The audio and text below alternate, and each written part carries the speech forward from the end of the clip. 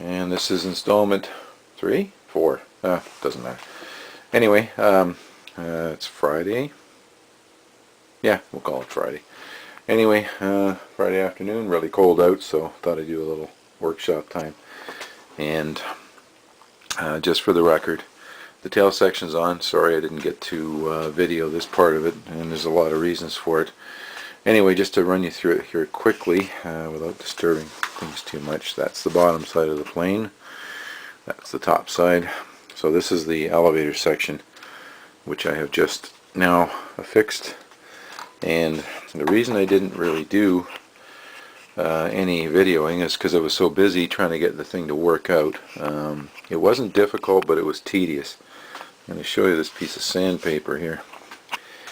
You see all those black stripes?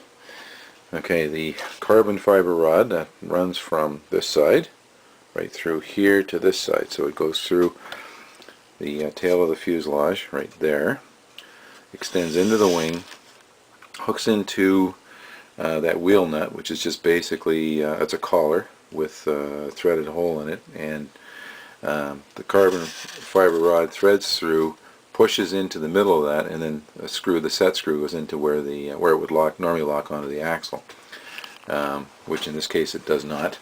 I put a couple of washers in there. I'm not sure if you can see them, just to hold it.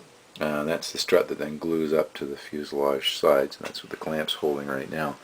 Same condition on this side. So it's one piece, 3mm thick.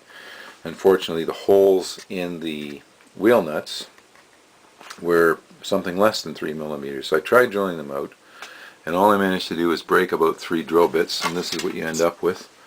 And these are the cobalt bits, and the end sheared right off a couple of them. So I decided rather than waste any more drill bits, I would just grind down the carbon fiber, and it does. So I put it in the drill and just use the sandpaper around it. Now you could probably turn it in a lathe, or maybe a much coarser. This is 320 sandpaper. I didn't have any 100.